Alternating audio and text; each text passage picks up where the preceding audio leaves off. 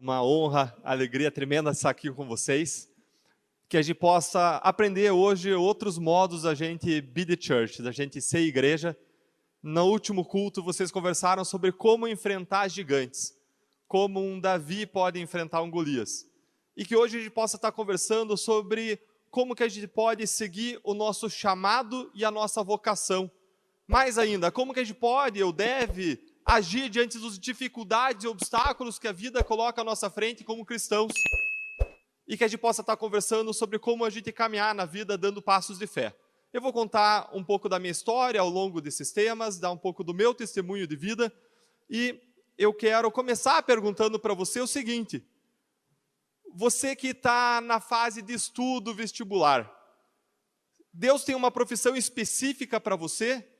Ou Ele quer que você escolha dentro dos princípios e valores bíblicos? Ou ainda, você que está namorando, ou quase namorando, você está orando. Deus tem uma pessoa específica certa para você, com quem você deve casar? Ou Deus quer que você escolha de acordo com os princípios e valores bíblicos, usando a liberdade que Ele te deu? E na igreja, Deus tem uma área específica que Ele quer que você sirva, pré-determinada? Ou Deus quer que você exerça o seu livre-arbítrio e escolha de acordo com os princípios e valores dele? Vou pedir para vocês levantarem a mão.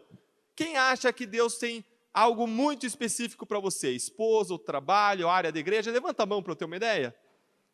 1, 2, 3, 4 pessoas, 5, 6, 7, 8. Quem acha agora que você deve escolher de acordo com os princípios e valores bíblicos? Levanta a mão. Há um número maior de pessoas e agora quem não levantou a mão em lugar nenhum, né? Eu vi vocês, prestei atenção em vocês, viu?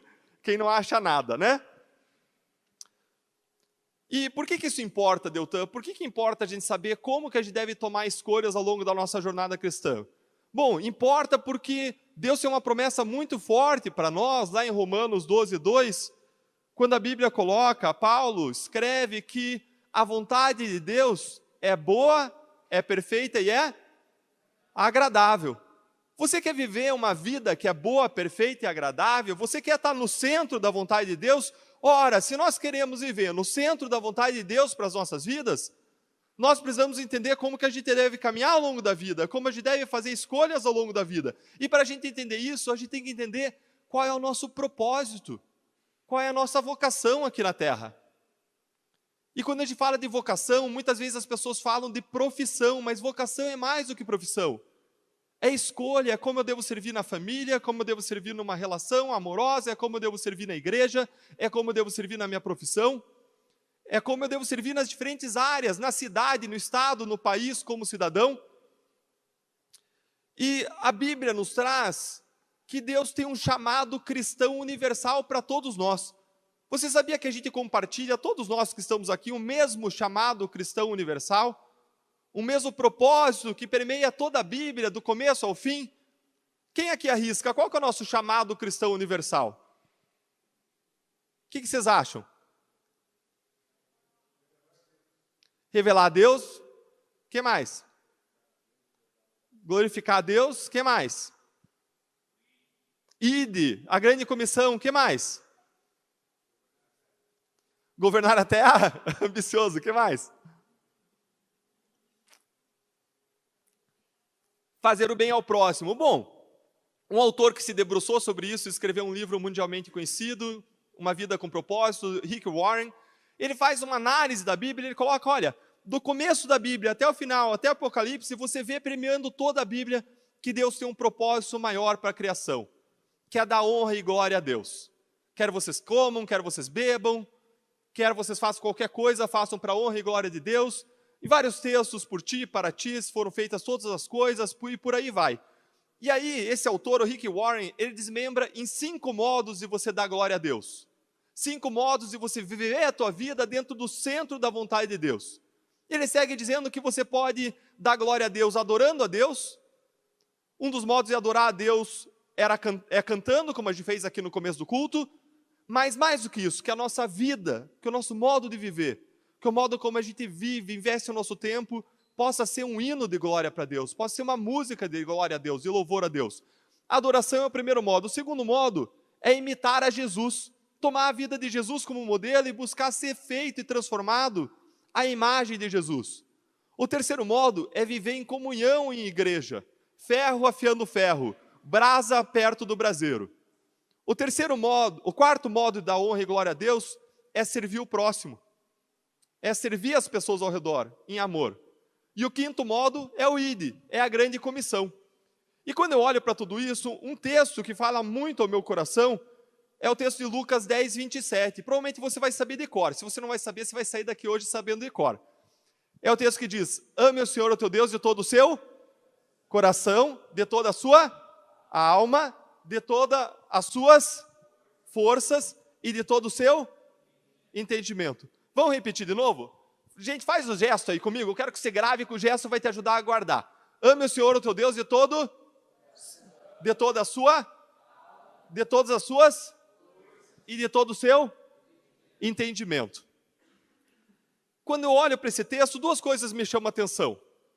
A primeira coisa é, alguém ouviu aqui o texto dizer: ame o Senhor, o teu Deus, com um pouco do seu coração?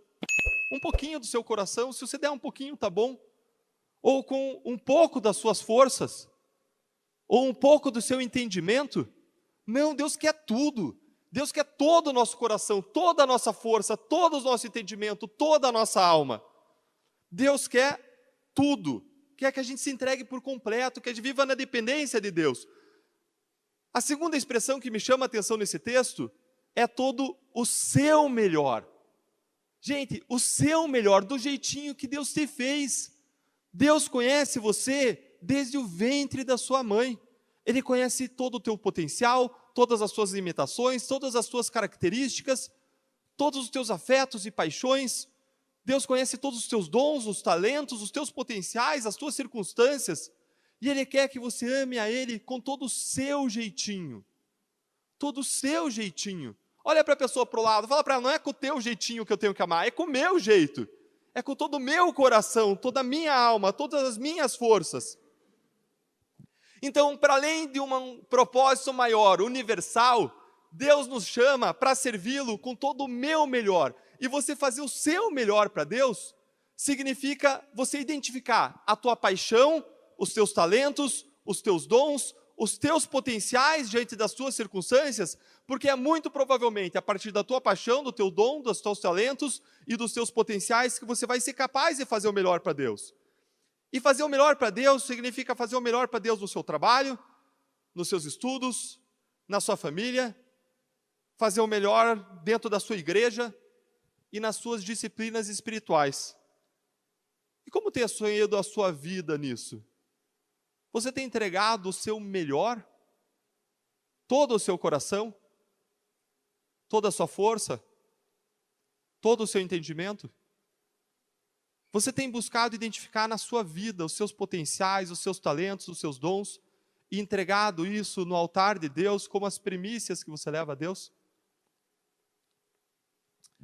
Quando eu era jovem, eu ainda sou jovem, estou na segunda juventude, mas quando eu era mais jovem, eu estava saindo da faculdade e eu precisava escolher a minha profissão. E eu passei um tempo de reflexão, de oração, e eu tomei a minha decisão quando eu abri a lei do Ministério Público e eu li a lei que cuidava do Ministério Público. O Ministério Público é uma instituição que eu poderia resumir que é uma instituição de serviço e amor ao próximo. É uma instituição que cuida do meio ambiente, dos direitos das pessoas idosas com deficiência, das crianças e adolescentes, cuida do respeito do poder público aos direitos de saúde, educação, segurança e por aí vai. E na área criminal, o Ministério Público luta contra crimes como tráfico de drogas, pedofilia e corrupção, para proteger as pessoas e a sociedade do sofrimento humano causado por esses crimes. E quando eu li aquela lei, eu falei: nossa, gente, se eu me tornar um promotor de justiça, eu vou estar cumprindo o propósito da minha existência. E eu ainda vou ganhar por isso. Eu faria de graça. É o propósito da minha vida. Eu só não posso deixar o meu chefe saber disso, né? E a partir dali eu comecei a estudar para passar em concurso. E faz toda a diferença quando você coloca o teu coração no lugar certo. É totalmente diferente você estudar para passar numa prova ou você estudar para você servir, fazer o melhor para a sociedade. Quando eu estudava para concurso, eu não estudava para passar numa prova, eu estudava pensando em ter os melhores instrumentos, as melhores teses, as melhores ferramentas para uma vez ingressando naquela função pública, se Deus me permitisse chegar lá, fazer o meu melhor para Deus, servir a sociedade com o melhor que eu pudesse. Ah, Deltan, mas faz diferença você fazer o bem? De todo modo, você está fazendo a coisa certa. Faz a diferença você fazer a coisa certa pela razão certa ou simplesmente fazer a coisa certa? Faz diferença? O que você acha? Faz diferença? Deus nos conhece por inteiro. Deus nos programou e faz toda a diferença. E pesquisas mostraram isso. Uma pesquisa de um psicólogo, Adam Grant, da Universidade da Pensilvânia, ele separou em 3 grupos pessoas da faculdade, da universidade, que ligavam para a comunidade buscando financiamento estudantil. Um primeiro grupo, antes de fazer as ligações, lia histórias sobre como aquela atividade tinha trazido benefícios próprios para as pessoas, melhora de habilidades comunicativas, o salário no final do mês e por aí vai. O segundo grupo, que era o grupo de controle, não lia história nenhuma, e o terceiro grupo lia histórias sobre como aquela atividade tinha mudado a vida das pessoas, dos estudantes que ganharam financiamento, como tinha revolucionado a vida das pessoas. E aí colocaram essas representantes para ligar para as pessoas da comunidade em busca de financiamento estudantil. E claro que nas ligações eles não podiam mencionar as histórias que eles leram. E adivinhem qual foi o resultado? O primeiro grupo que lia histórias sobre benefícios próprios e o segundo grupo, que não lia história nenhuma, arrecadou a mesma coisa. Agora, o terceiro grupo, que lê história sobre como aquela atividade estava impactando e mudando a vida das pessoas ao redor, arrecadou mais do que o dobro dos demais. Fazer a coisa certa pela razão certa. Você perceber a diferença entre você erguer uma parede de tijolos e você está erguendo uma catedral. Entre você estar varrendo o chão de uma empresa como a NASA e você está ajudando a lançar um foguete. Você tem ido trabalhar para bater ponto e ganhar salário no final do mês? Ou você está mudando a vida da sociedade? Você tem estudado para passar na prova? Ou você tem estudado para conseguir o melhor conhecimento e fazer a diferença na vida das pessoas? Você tem vindo aqui tocar louvor, ajudar na igreja, atuar no ministério para fazer amigos, para ter relacionamentos, para bater ponto? Ou você tem absorvido, você tem vivido encharcado do significado de levar a mensagem do reino de Deus para pessoas, de salvar vidas, de melhorar a vida, de impactar a comunidade, de trazer o reino de Deus e fazer a vontade de Deus na tua vida e na vida das pessoas ao redor? Na vida, com frequência, muitas vezes a gente perde o significado daquilo que a gente faz. Com frequência a gente se perde em rotinas no dia a dia e a gente acaba deixando de lado a razão originária, o nosso primeiro amor, a razão de por que a gente faz aquilo que a gente faz. Como você tem vivido, meu irmão? Você tem perdido o significado? Ele tem ficado para trás na tua vida? Você tem vivido em família para servir o teu pai, a tua mãe, o teu filho, a tua filha, o teu irmão até, a tua irmã? Ou você tem vivido dentro de um significado egoísta, para ser impulsionado? Você tem visto relacionamentos e amizades como instrumentos e não como modos de você servir e abençoar a vida das pessoas ao redor? E quando eu estudava para concurso, eu estudava buscando essas ferramentas e eu ficava cansado à noite, e eu parava tudo, eu me levantava quando eu estava com vontade de dormir, e eu começava a cantar uma música, que é uma música que talvez vocês conheçam, uma música dos Filhos do Homem, uma música que dizia: faço melhor, oh, faço melhor para Deus. Cantava essa música, pulava, dançava, cantava e voltava a estudar, porque o meu objetivo não era uma prova. O meu objetivo é servir o meu Deus, é dar honra e glória a Deus, é amar as pessoas, é servir as pessoas ao meu redor, é fazer o meu melhor, é trabalhar como fazer, não para as pessoas ao meu redor, mas para Deus. É o que vocês aprenderam na última mensagem aqui, Davi contra Golias. Faça para Deus, haja para Deus, não é para você, não é para as pessoas. E eu estudei muito focado nisso, e com a graça de Deus eu acabei passando e super bem colocado nas provas pelas quais eu passei para juiz, passei para promotor, passei para procurador, e aí veio aquele momento de decisão. Eu precisava tomar uma decisão entre escolhas boas. Em qualquer dessas carreiras eu poderia estar servindo à sociedade, não é verdade? Como juiz, como promotor, como procurador, mas o que será que Deus tinha para mim? Afinal de contas, eu queria estar no centro da vontade de Deus, porque como a Bíblia me promete, essa vontade é boa, é perfeita e agradável. E eu passei a orar bastante, buscar a Deus, ouvir a voz do Espírito na minha vida. Eu ia até o Parque São Lourenço de bicicleta, deixava a bicicleta, eu me ajoelhava, orava no parque, buscando ouvir a voz de Deus. E ao longo desse processo eu entendi de Deus que eu deveria seguir a caminho do Ministério Público Federal e especificamente, dentre as cidades pelas quais eu poderia escolher, eu entendi que eu deveria ir para Campinas. E foi um processo de muita oração. E várias vezes a gente ora, a gente pede para Deus nos orientar, a gente toma as decisões de acordo com os valores e princípios de Deus, mas não desce um anjo na minha frente e dizer, vá para Campinas. Já desceu um anjo na tua frente e dizer para o que você precisava fazer? E eu orei, busquei, e eu queria ter a certeza, a convicção em Deus de que eu estava indo para o lugar certo, de que eu estava discernindo a vontade de Deus para a minha vida. E eu estava voltando um dia do Clube Santa Mônica, no começo de 2003, com a minha sogra e o meu sogro dirigindo o carro, a minha namorada, então, do meu lado, se tornou a minha esposa, a Fernanda. E eu lembro que eu orei e disse, Deus, eu orei tanto, eu busquei tanto o Senhor para tomar essa decisão, confirma que é para eu ir para Campinas, porque eu estou entrando numa profissão que eu vou lutar contra criminosos, pessoas poderosas, eu posso acabar sendo morto por um traficante de drogas em Campinas, mas se eu for morto, estando no centro da vontade tua para a minha vida, eu estou em paz com isso. Confirma para mim, mostra para mim aqui do lado uma placa de carro de Campinas. E aí eu olhei para o lado, para o carro do lado e não era. Aí eu olhei para o outro lado do carro, olhei a placa do carro e não era também. Aí o carro foi um pouco para frente, eu olhei para um outdoor, falei, será que tem Campinas no outdoor? Já estou começando a trapacear, né? Aí eu olhei e não tinha, caí na real e falei, Deus, não sou eu que mando no Senhor. Eu não sou Senhor, mas eu sou servo. É o Senhor que manda em mim, por tua misericórdia, do jeito como você quiser, confirma em mim, confirma para mim que é para lá que eu tenho que ir, do jeito como você quiser. Não sou eu que dou ordens aqui. E 5 quadras para frente, a mãe da minha esposa, eu fiz toda essa oração na minha cabeça, nunca tinha falado sobre esse assunto com ninguém. A mãe da minha esposa, minha sogra, aponta para o carro do lado e diz, olha, eu tenho uma placa de carro de Campinas para onde você está indo. E nunca, antes ou depois disso, ninguém jamais me mostrou uma placa de carro de Campinas. Exatamente naquele dia, momentos em seguida a oração, aconteceu dela falar sem ela saber, e de ter um carro com a placa de Campinas exatamente do nosso lado. Meus irmãos, Deus responde às orações.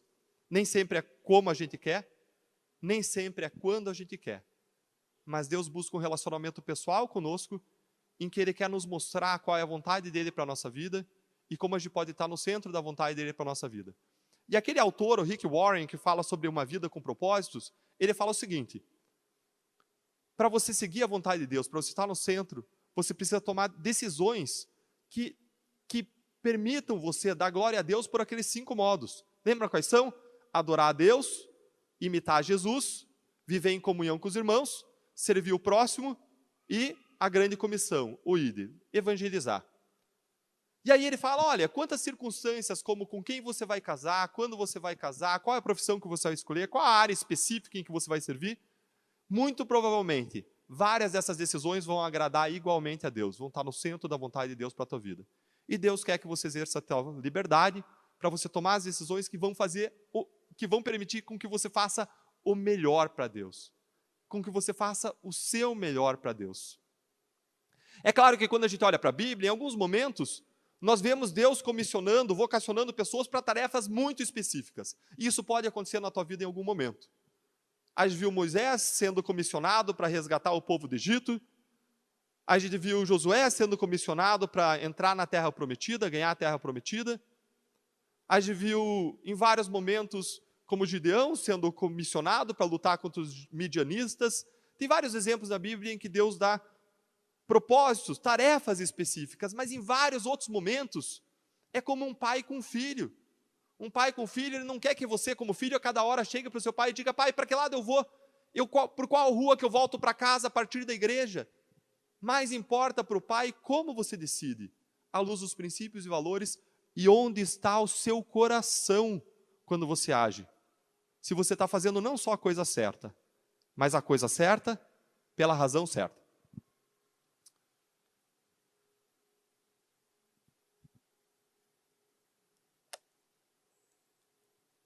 A segunda história que eu queria contar para vocês começa com a parábola do semeador. Jesus contou essa parábola lá em Mateus 13, e essa parábola nos diz o seguinte: naquele mesmo dia, Jesus saiu de casa e assentou-se à beira-mar, reuniu ao seu redor uma multidão tão grande que, por isso, ele entrou num barco e se assentou. E o povo estava reunido na praia, e Jesus passou a contar uma série de parábolas. E ele começou dizendo: um semeador saiu a semear. E enquanto ele lançava a semente, parte dela caiu à beira do caminho, e as aves vieram e a comeram. Parte dela caiu em terreno pedregoso, onde não havia muita terra, e logo brotou, porque a terra não era profunda. Mas, quando saiu o sol, as plantas se queimaram e secaram, porque não tinham raiz. Outra parte caiu no meio de espinhos que cresceram e sufocaram as plantas, e outra ainda caiu em boa terra, e deu boa colheita a 100, 60 e 30 por um, 30 para cada semente. Você provavelmente já ouviu essa parábola muitas vezes. Agora, eu ouvi uma visão, uma perspectiva dessa parábola num culto recentemente, que eu achei muito interessante e eu queria compartilhar com vocês. Vejam que esse semeador, ele saiu para semear e as sementes caíram em vários terrenos e começou a não dar certo. E caiu num terreno pedregoso e não conseguiu fazer raiz, veio o sol e queimou, e outras caíram à beira do caminho e as aves vieram e comeram. Outras caíram num terreno em que elas começaram a crescer e as ervas daninhas, os espinhos sufocaram. Gente, prestem atenção numa coisa. Nessa parábola, Jesus não coloca a culpa no semeador nem da semente. Você prestou atenção nisso? Ele não está dizendo assim, o semeador não era bom, a semente não era boa. E meu ponto aqui não é que estratégia não importe. Meu ponto não é esse. Meu ponto é, nessa parábola, Jesus não colocou a culpa na semente, não colocou a culpa no semeador. Ele falou, coisas da vida acontecem e dá errado mesmo. Agora, o que o semeador faz? Quando dá errado, uma vez, duas vezes, três vezes, o que o semeador faz? Ele semeia, ele segue semeando. Esse é o propósito dele, essa é a vocação dele. Deu errado uma vez, deu errado duas, deu errado três. Ele segue semeando, ele vai, ele tenta mais, tenta de novo, ele tenta diferente. Quando o pastor trabalha, dá errado, o que o pastor segue fazendo? Segue trabalhando, segue pastoreando. Quando você no teu trabalho está trabalhando, dá errado, o que você faz? Você segue trabalhando. A Bíblia nos ensina perseverança. E quando eu entrei no Ministério Público, eu entrei buscando justiça. Eu queria trazer justiça para as pessoas. Eu cresci vendo escândalos de corrupção acabarem em plena impunidade. E eu cresci ouvindo minha mãe recitar Gálatas 6:7. Aquilo que a gente planta, a gente colhe. Exatamente, é o princípio da semeadura. De Deus não se zomba, aquilo que a gente planta, a gente colhe. A gente conhece esse princípio na Bíblia, conhecido como o princípio da semeadura. E eu achava que se eu trabalhasse duro nos meus casos, eu ia alcançar justiça. E eu passei a trabalhar, um ano depois eu tive meu primeiro grande caso de investigação de corrupção. Descobri mais de 70 funcionários fantasmas na Assembleia Legislativa do Estado do Paraná. Nós encontramos esses funcionários, passamos a descobrir ligações deles com deputados, esse caso saiu da minha mão, por causa do foro privilegiado, passou a tramitar nas diferentes instâncias da justiça, e 10 anos depois, adivinha o que aconteceu? Quantas pessoas tinham sido punidas? Palpitem, quantas? Nenhuma. Quanto dinheiro então foi recuperado? Pelo menos o dinheiro. Quanto? 0, nenhum centavo. Um ano depois eu passei a atuar num outro grande caso, Operação Banestado. A gente acusou mais de 680 pessoas por crimes graves. Passaram-se 10 anos, foram punidas basicamente 10 pessoas que eram os colaboradores da justiça. Não os que não colaboraram. Os que colaboraram com a justiça, reconhecendo seus crimes, devolvendo o dinheiro, esses foram punidos. Que justiça é essa? Num ano depois, então, eu passei a atuar num outro caso em que nós propusemos 3 ações contra pessoas, contra uma organização criminosa, e pela primeira vez agora vai dar tudo certo. Nós condenamos essas pessoas a mais de 40 anos de prisão cada uma. Só que dessas 3 ações penais, 10 anos depois, 2 prescreveram, demoraram tanto tempo que foram por ralo abaixo, e a terceira ação foi anulada. A gente recorreu para outro tribunal, e num tribunal a ação demorou 12 anos para ser julgada, e também veio abaixo. Impunidade, impunidade, impunidade. O que eu descobri ao longo da minha jornada na justiça é que as engrenagens do sistema de justiça estão ajustadas para não funcionar contra poderosos. E nesse momento, se o meu coração estivesse na tarefa, eu não vou mais fazer essa tarefa. Imagine que você trabalha, você vê o seu trabalho sendo destruído diante dos seus olhos 1, 2, 3 vezes, você olha para o lado e aquilo que acontece com os seus amigos, com os seus colegas de trabalho, você tem vontade de pendurar a chuteira, você vira um batedor de ponto, que vai receber o salário no final do mês, mas aí faz a diferença onde está o teu coração. E eu decidi ir estudar na Universidade de Harvard, fui para os Estados Unidos, passei 1 ano lá, num país que abriu meus horizontes, me fez conhecer um sistema de justiça que funciona melhor do que o nosso, me fez aprender muito, e eu voltei ao Brasil. E quando eu voltei ao Brasil, eu estava trabalhando num dia que parecia um dia normal de trabalho, aqui na Procuradoria da República no Paraná, no 14º andar, num prédio que eu via a bela cidade de Curitiba, e de repente chegou uma procuradora, bateu na porta e disse: Deltan, você topa entrar num caso criminal aqui? E eu tinha várias razões para dizer não. Eu tinha recém tido o meu primeiro filho, eu tinha tido uma vida de frustrações na luta contra a corrupção, contra os criminosos de colarinho branco, e esse provavelmente era mais um fracasso, e aquele caso ia significar simplesmente uma grande montanha de trabalho.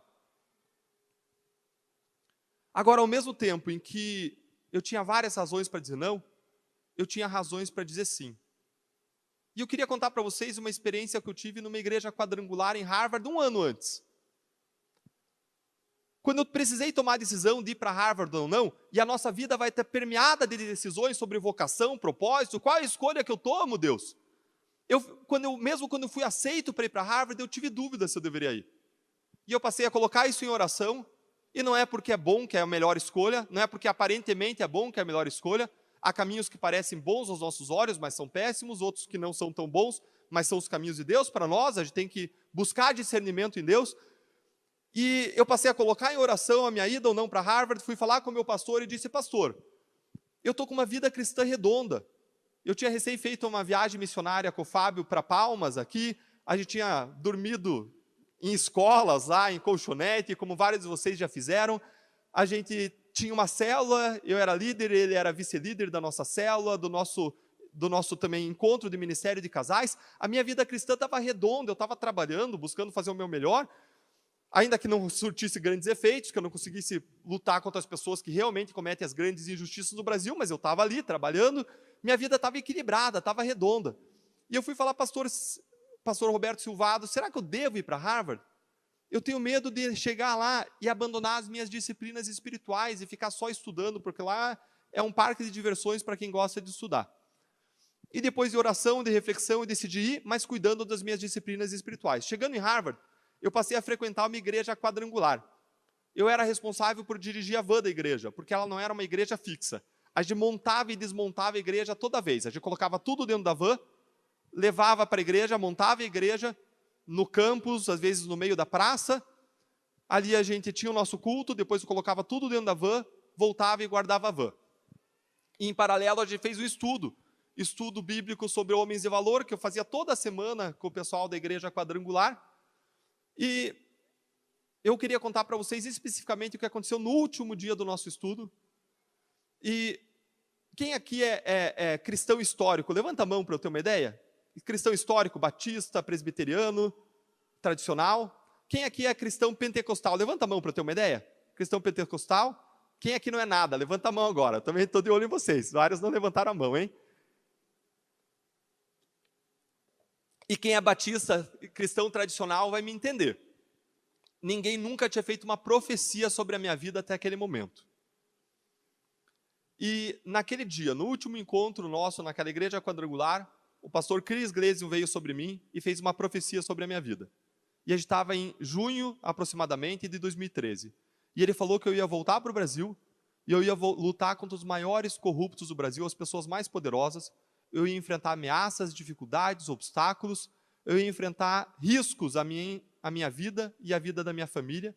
E ele descreveu toda uma situação que, naquele momento, eu guardei no meu coração pelo respeito que eu tinha em relação a ele, pelo fato de que Deus fala conosco de diferentes formas, mas, ao mesmo tempo, aquilo conflitava com tudo o que eu conhecia do Brasil. Era impossível um caso assim acontecer.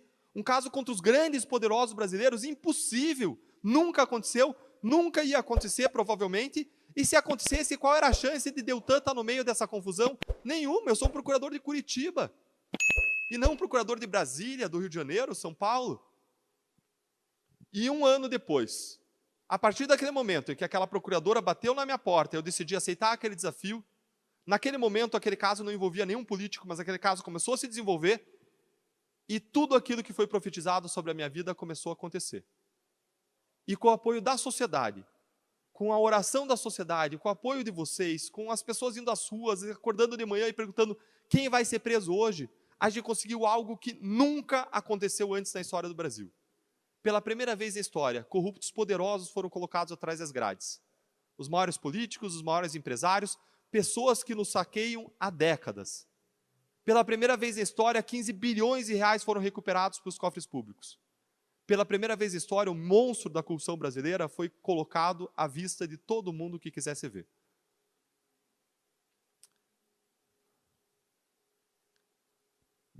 Meu irmão, o que você faz quando tudo der errado?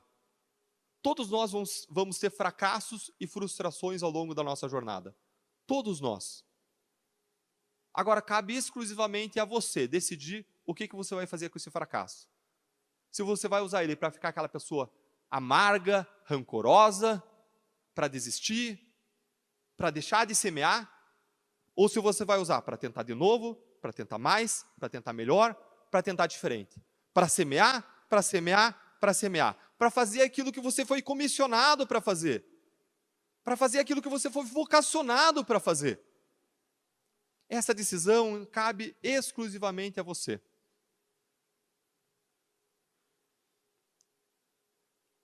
A terceira história que eu queria contar para vocês, a primeira história foi uma história sobre chamado e vocação, a segunda envolve chamado e vocação, mas envolve especialmente a gente ser chamado a perseverar. E a terceira história está em Mateus 25:14. Em Mateus 25:14, Jesus nos conta a parábola dos talentos.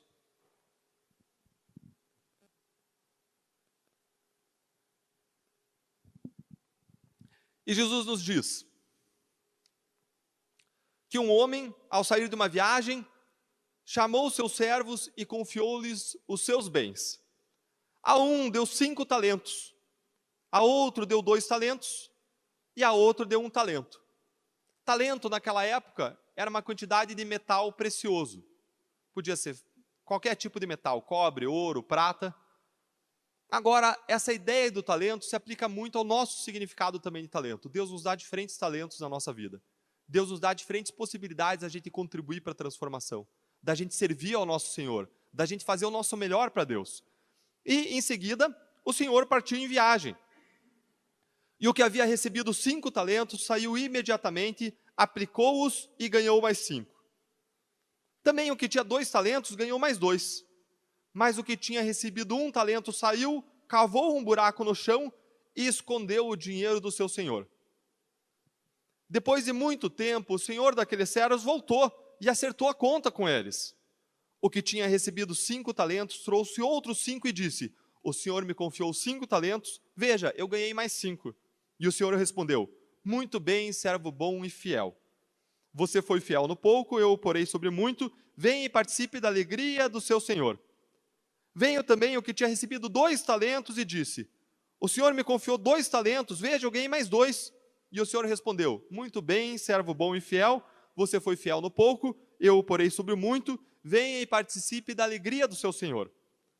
Por fim, veio aquele que tinha recebido 1 talento e disse: Eu sabia que o Senhor é um homem severo, que colhe onde não plantou e junta onde não semeou. Por isso eu tive medo, eu saí e eu escondi o seu talento no chão. Veja, aqui está o que pertence ao Senhor. E agora a resposta do Senhor para esse terceiro servo. Servo mau e servo negligente. Você sabia que eu colho onde não plantei e junto onde não semeei? Então você deveria ter confiado o meu dinheiro aos banqueiros, para que quando eu voltasse eu recebesse ele de volta com juros. Tirem o talento dele e entreguem-no ao que tem 10, pois ao que tem, mais será dado e terá em grande quantidade. Mas a quem não tem, até o que tem lhe será tirado. E lancem fora o servo inútil nas trevas, onde haverá choro e ranger de dentes. Essa parábola tem duas mensagens centrais. A primeira mensagem é: Deus vai nos julgar pelo modo como nós usamos os talentos que Ele nos deu. Nós seremos julgados pelo nosso Senhor pelo modo como nós usamos o talento que Ele nos deu. Como você tem usado os seus talentos? Você tem feito o seu melhor de todo o seu coração, toda a sua alma, de todas as suas forças, de todo o seu entendimento? A segunda grande lição dessa parábola é: Deus quer que a gente esteja disposto a dar passos de fé, a correr risco, a não enterrar o talento, mas a correr risco, para fazer o nosso melhor para Deus. Depois de tudo que a gente alcançou na Lava Jato, depois de a gente colocar corruptos poderosos atrás das grades, condenar diversos corruptos poderosos, recuperar bilhões para os cofres públicos, o que a gente viu ao longo dos últimos anos foi o sistema corrupto reagindo. E tem até uma frase internacional para isso: corruption strikes back. A corrupção, ela se vinga, ela reage, ela contra-ataca. E o que aconteceu foi que o Supremo Tribunal Federal proibiu a prisão em segunda instância, começou a mudar regras para derrubar condenações, o Congresso Nacional começou a mudar leis, esvaziou, por exemplo, a lei de improbidade administrativa, um dos principais instrumentos de combate à corrupção, e com isso derrubou mais de 30 ações da Lava Jato que buscavam mais de 40 bilhões de reais dos corruptos. E chegou um momento, no final do ano passado, em que eu precisei tomar uma decisão que foi a mais difícil da minha vida. Eu poderia seguir dentro do Ministério Público uma carreira em que eu lutei para entrar, uma das carreiras mais disputadas do país, uma carreira bem remunerada, em que eu tinha estabilidade, em que eu tinha tranquilidade, em que eu tinha sossego, em que o meu burro estava amarrado na sombra. Agora, se eu continuasse ali dentro, eu cheguei à conclusão que eu não estaria fazendo o melhor para Deus. Eu não estaria usando o talento que Deus me deu da melhor forma. Porque o que eu descobri ao longo da Lava Jato é que se a gente quer mudar o país, nós precisamos nos envolver mais. Se a gente quer mudar o país, é no Congresso Nacional, é o sistema político que muda, é ele que estava reagindo e derrubando as investigações. E ali eu chamei a minha esposa, a Fernanda, e a gente passou a orar e refletir. E o que eu falei para ela é: meu amor, se a gente for pensar no nosso umbigo, no nosso conforto, a melhor decisão é a gente seguir dentro do Ministério Público. É ali que eu tenho estabilidade, é ali que eu tenho segurança, tranquilidade. Nós temos uma terceira filha que é autista. E se acontecer alguma coisa comigo, ela vai ter toda a tranquilidade para o resto da vida dela. Agora, se eu continuar no Ministério Público, eu vou estar enterrando as possibilidades que Deus me deu de fazer o meu melhor para Ele, de buscar uma transformação maior no Brasil, para a qual Ele me comissionou. E a minha esposa disse: meu amor, a gente pode precisar vender o nosso apartamento, ter uma vida menos confortável do que aquela que a gente tem, mas vamos viver no centro da vontade de Deus para a nossa vida, que é uma vontade boa, perfeita e agradável. E a gente deu esse passo de fé e saiu do Ministério Público. E, meus irmãos, quando você dá um passo de fé, Deus vai te testar em algum momento. E poucos meses depois de ter saído, lembre que eu tinha abandonado para trás um salário maior do que eventualmente eu posso ter em outras carreiras, muito provavelmente. E eu tinha deixado isso para trás, e poucos meses depois foi pautado num julgamento num tribunal superior uma ação que pedia de mim uma indenização vultosa contra um acusado da Lava Jato, em favor de um acusado da Lava Jato, uma grande indenização. E os meus advogados falaram que era impossível sair condenado daquela ação. Era impossível por uma série de razões técnicas que impediriam ser condenado naquela instância, naquele julgamento. E o que aconteceu foi que 4 ministros, 2 colocados pelo próprio acusado da Lava Jato lá no Superior Tribunal de Justiça e outros 2 colocados pela sucessora dele, reverteram o julgamento e me condenaram a pagar uma indenização que, com juros, correção, honorários, chegaria a R$200 mil. E naquele dia em que isso aconteceu, eu estava viajando com o Fábio Oliveira, com o pastor Dorival, a gente estava dividindo o quarto em Londrina, e eles deitaram na cama e eu fiquei de joelhos, derramando a minha frustração, a minha tristeza, o meu lamento, a minha indignação com a injustiça diante de Deus.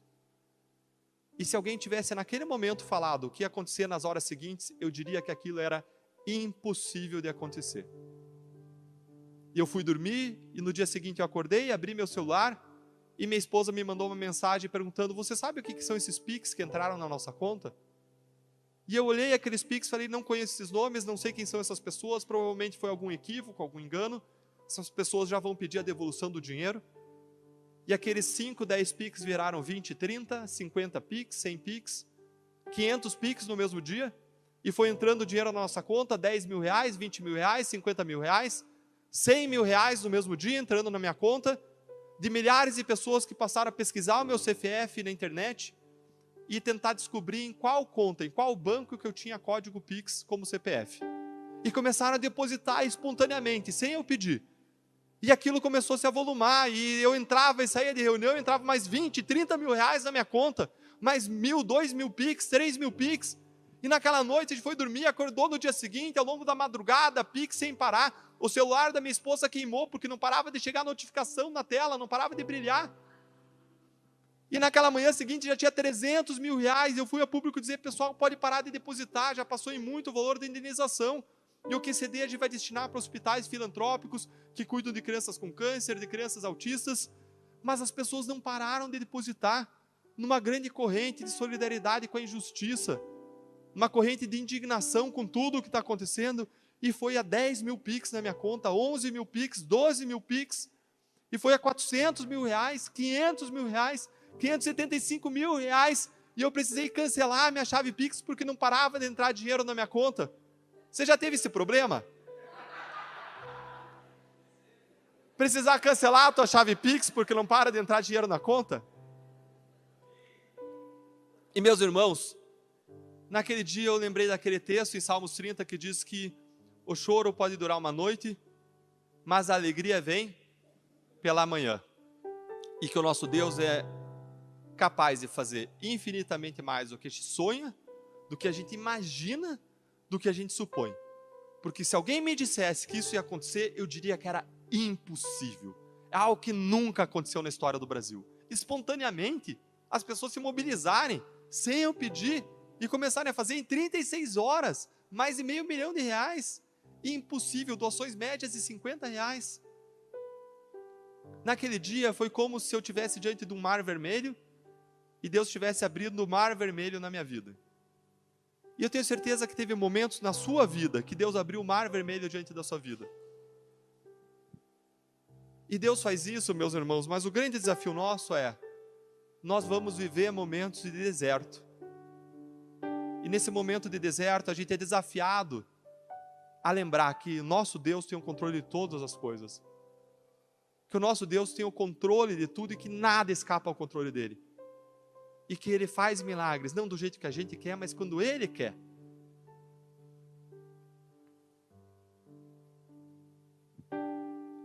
Eu queria pedir para você baixar sua cabeça numa atitude de oração, para você se colocar diante de Deus. E agora é você e Deus, meu irmão. Você tem feito o seu melhor para Deus? Você tem entregue o seu melhor, as suas primícias, os seus talentos, ainda que você tenha que correr risco para isso? Ou você tem enterrado os talentos que Deus te deu na profissão, na família, nos seus relacionamentos, na tua igreja? Você tem servido a Deus com todo o teu coração, com toda a tua alma, com todo o teu entendimento, com todas as tuas forças, a partir dos talentos, dos dons, da paixão, dos potenciais que Deus deu para você? E você tem feito isso com o teu primeiro amor, Você tem feito a coisa certa, não só a coisa certa, mas a coisa certa pela razão certa. Ou você, meu irmão, passou a bater ponto no teu trabalho, você passou a bater ponto na tua igreja, você passou a bater ponto nos seus relacionamentos, e você perdeu o significado, aquilo que realmente deve mover o teu coração. O coração no lugar certo, uma vida no lugar certo, uma vida com propósito, uma vida que está no centro da vontade de Deus, que é boa, que é perfeita e que é agradável. Meu irmão, você tem perseverado diante dos desafios, das dificuldades, ou você desistiu?